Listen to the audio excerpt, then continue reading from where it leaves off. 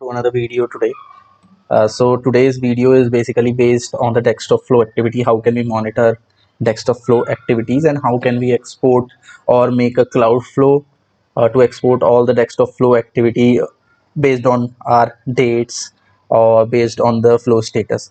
Let me show you a quick example here. So let's say we click on our text of flow activity and we go to current runs and see currently running. So there is no text of flow currently running, but when I click on remove filter, if you see, so there are text of flows, there are status, and there are errors, the start date, what is the run mode, duration, and machine. So all these we can export all these data into an Excel, although there is no direct options available.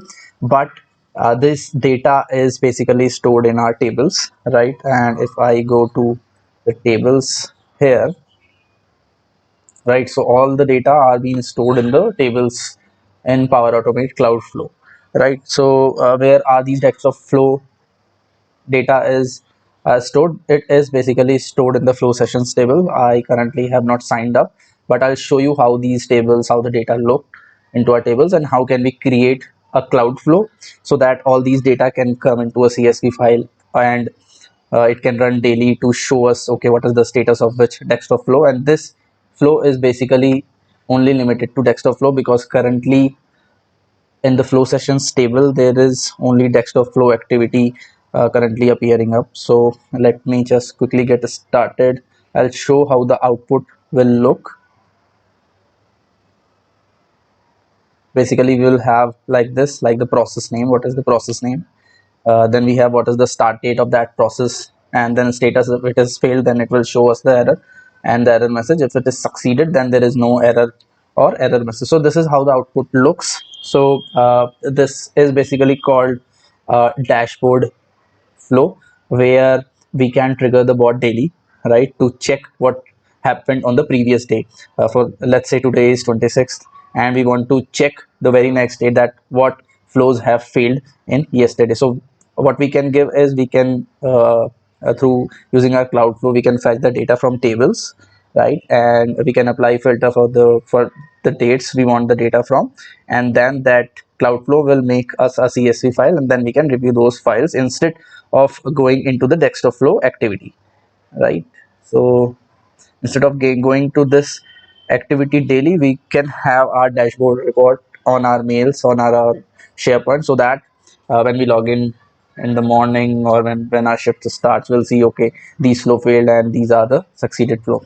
So let's get started. Let me create a flow. Let me create an instant cloud flow. Let's name it a dashboard bot, and node trigger and create. So in this flow we'll be using Dataverse, right? Dataverse stored all the tables. So okay, let me just have this data, Microsoft Dataverse. I'll show you how these tables look. For now, let's choose from select environment, right? So we have different environments. We can select any environment. I'll select the current environment only, and then we have number of tables in the Power Automate. If you see, there are number of tables. So from these, I'll be selecting flow sessions, and flow sessions table in Power Automate store all the text of flow activity data what you see in the previous step, right? It has all the status of the flow, when it was started, when it failed, what is the flow duration. I'll show you the output in a minute.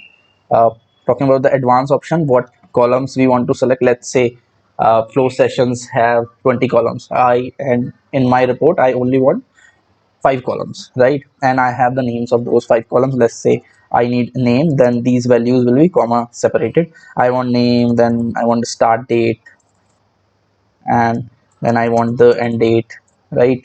And then I want the status, and then I want the error. So like this we can give the column name. Make sure that the column names should have the exact name what we have in the flow sessions tables, right? Now filter rows is, the filter query is written in the Odata style filter. I'll show you how the filter query is written. I'll show you what logical operators or what mathematical operators we can make use of filter rows. Sort is basically if you want to sort the data in ascending or descending order based on a particular column, right? Let's say you want to sort the data based on the date. Uh, you want the first row that which has ran at the first time, it should appear on the top. So that's how you can sort the data, right? Expand query fetch XML will be seeing in detail video on these two parameters, and will in the next video we'll be also seeing the script token and partition ID. Row count is basically, let's say you only want 10 rows from that table, so you give the number here 10 and it will only give you the 10 rows, right? So let me just quickly save it and let's run it, and let's see how this will give us the output. So here it is coming as warning. Basically there is a large number of data which comes in flow session table, so it is always recommended to give the row count, right? So we do not have much data, so I'll ignore this warning, but make sure you give the row count, or you should apply a filter so that you will have a limited data, right? Let me just quickly test and run it.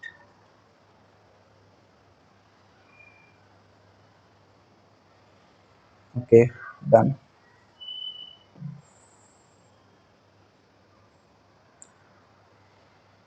So let's see the output, and I have copied this output in a notepad file here.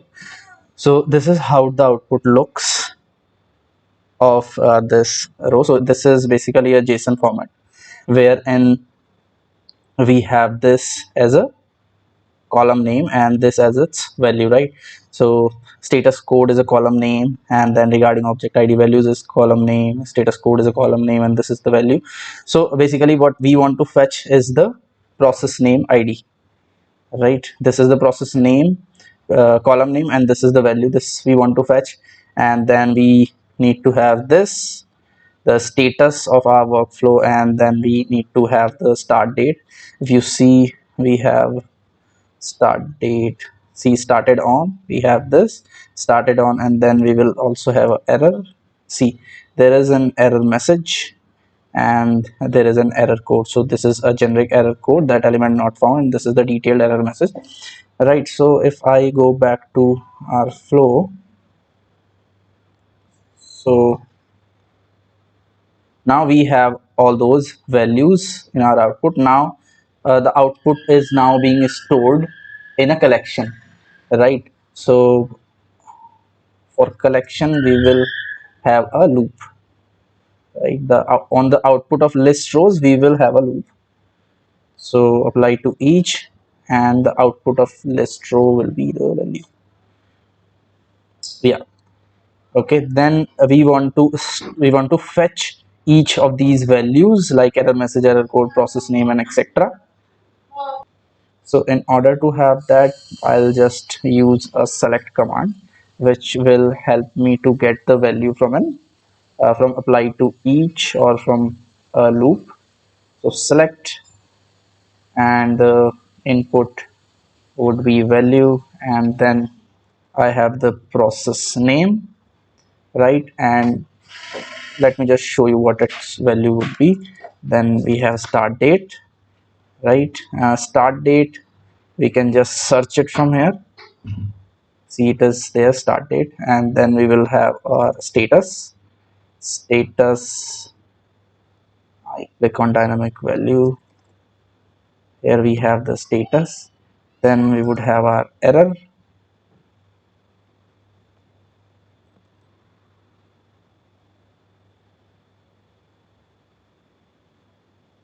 detail, and then we have our error message, and we have our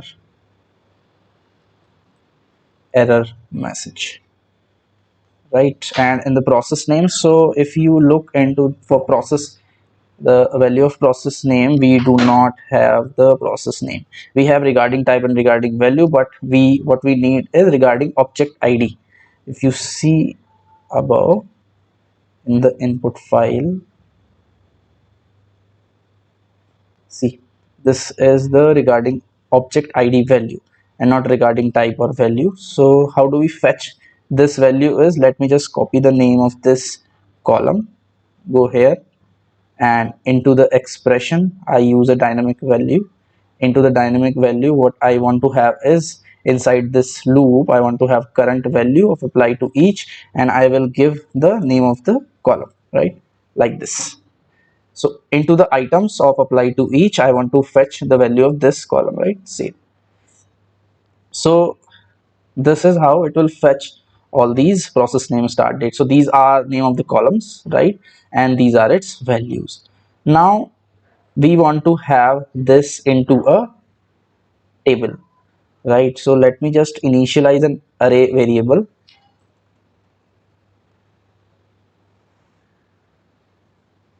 right?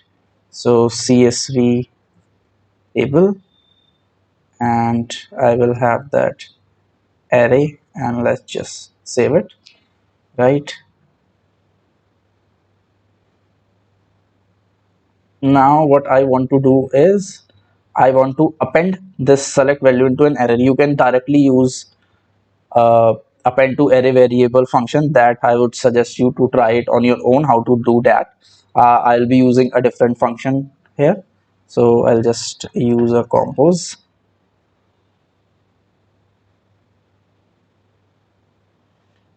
right? So what I will be doing is I will be appending this, the value of select, into my CSV table variable which I have just created here, right? So I will use a union method, right? It just, you can directly use append to array variable, right? So sorry, so union of select, right,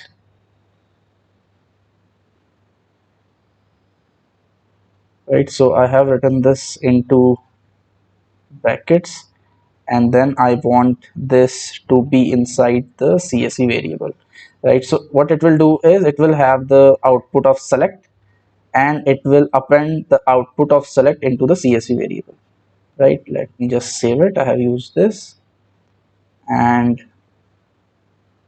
then I will just use a variable function, just set variable, and my variable of CSV table, and the value would be output of compose, right? So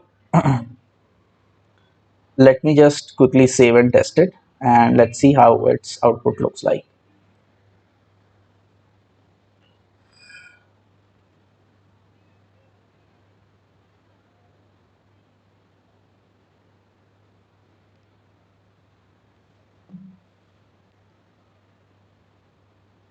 Okay, so flow ran successfully, and if I go to set variable function, if you see here, we have on the first loop we have create orders, and if I go to the last loop, uh, we'll have process queue items, right? So we have 15 items, and 15, all 15 are now in a variable. Now I want to write this variable into a CSV, right? So I'll just choose write CSV table into the data operation, create CSV table. I'll just simply use the variable CSV table, and into the advanced option I'll just choose automatic. Let's just save and run it finally.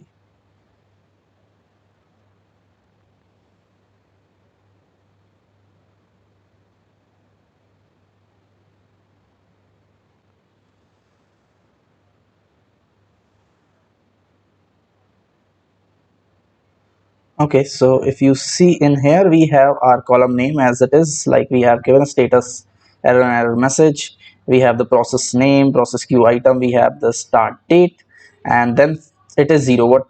Why it is coming as zero, I'll explain that. Basically this is the status code for succeeded, or this is the default state code, right? And then we have create orders, our RPA challenge script process name. If there is any error, then it is written as this is the error, right? And if I go at the down, you see here is the error, and here are the error details also available, right? So since that is coming as 0, let me just change it to the succeeded or failed. So here we have our value, right? So let me just quickly change it into apply to each under select operation. Instead of status, let me just choose an expression, dynamic value into the current item and the value of this, right? Let me just change this also. I think this is not giving proper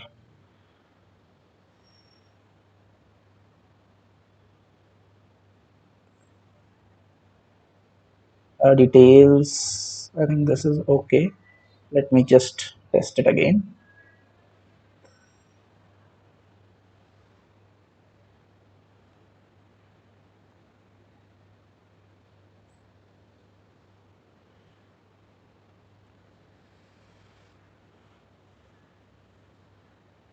So now if I go to my output, now you see the status is succeeded and it is failed, succeeded. Now it is not coming as 0 or 1, it is instead coming as fail or passed, right? Now since we have our values, some are succeeded or some are failed, let's say that I want that my values should be sorted based on the status, right? Based on the status. So if you see the status, let's see the status quickly. Okay, status code, right? So the status code is coming at 8. What does that means is, if I show you this table,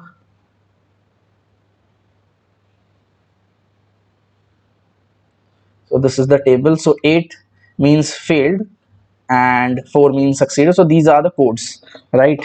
So 0 means not specified, 1 is paused, second is 2 is running. So this is how these codes are defined, and what I want is that my succeeded ones come at the top and failed ones come at the bottom, right? So what I can do in here is I will just sort it by status code, and I'll write DESC means by descending order. Okay, so let me just run it again.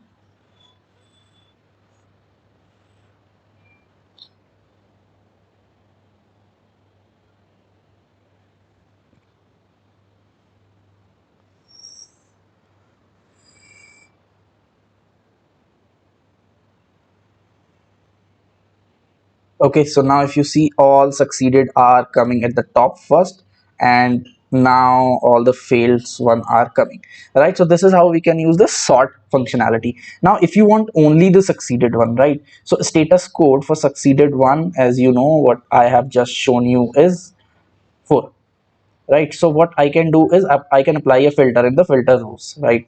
Status code equal eq4. So eq is the OData query symbols, right? I'll go through all these symbols or all these abbreviations. Let me just run it quickly so that only the succeeded what flow have succeeded comes, right? And if I show you now, only the succeeded ones are there into our output. Right, so if I go into here we have all our filter values, right? So if I show you, here it is. Okay, so here we have our logical operators, we have our comparison operators. So I have used equal here, which whose abbreviation is eq, right? And for ne it is not equal to. So if I use ne, then instead of eq, then except succeeded, all others will come, right? We can use multiple queries also. For example, status code eq4 and status code eq2.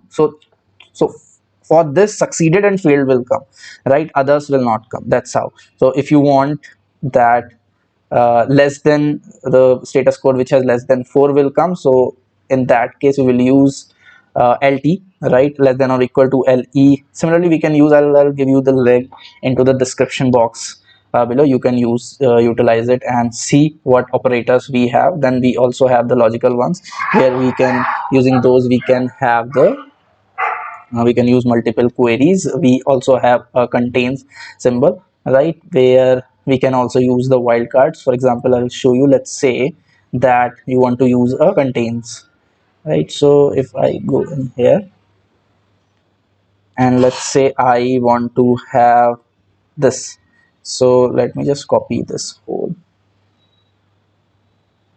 and let me just, into the filter, let me just write contains, right? This is the format, and let me just paste it. So first one is the column name, and then we have the value must be in the single quotes, closed in the single brackets, right? And this black slash, this is a special character, so I'll just remove it. Instead of this, I'll use a wildcard. I will not recommend to use trailing wildcards, as this is not the best practice, but this is to show you how to use the wildcards, right? I'll just test this,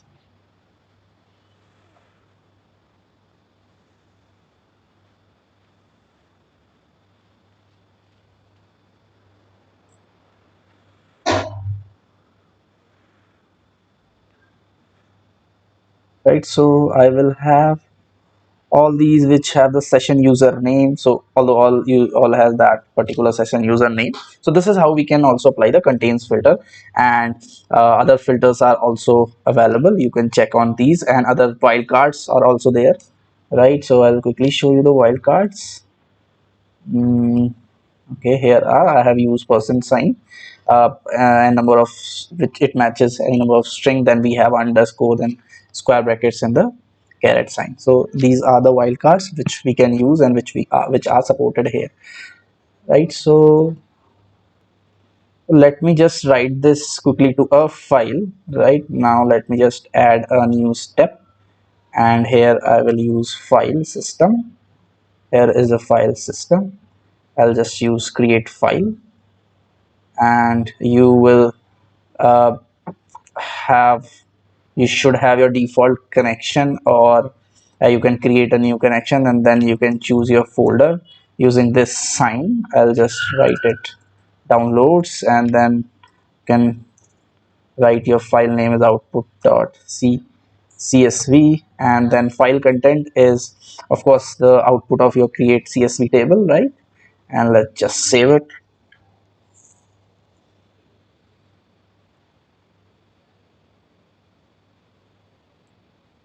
right? And let me just, okay, let me just continue and run the flow. So this is how the output will look to us, right? So it has all the process name as in our output, and then we have the start date, we have the status. If it is succeeded, there is of course no error, but if it failed, then it will give you basically this is the error code, and this is the error detail message, right? So let me just go back, right, and let me just have a edit. So this is how you can write your file. You can This is how you can create your file into the file system. You can also make use of OneDrive for Business in order to save your report. You can also fetch report based on the date. Let's say you want to fetch the report for today's date, right? So if I go in here, so if I want to fetch the uh, bots which ran today, right? So I'll just start, yeah, started on, right? So I'll just go here and into the filter started on, and I'll just equal to, and into the expression I can use tc now, right? Save, and this is how the expression will look, right? So this is how we can export our data. We can schedule this bot. Let's say you want all the reports by 8 a.m. You can schedule this bot before 5 minutes, and you will have all your reports onto your email or local file system. So this bot will have your dashboard report ready, instead of you looking at the desktop flow activity, right? So this is all about this video. Let me know in the comment section below what you like about this video and what you want me to do in the next video what filter you wanted to apply in the next video. So in the next video I will be discussing about how to check the status of the machine. Stay tuned. Happy automation. Please like, share and subscribe. Thanks for watching.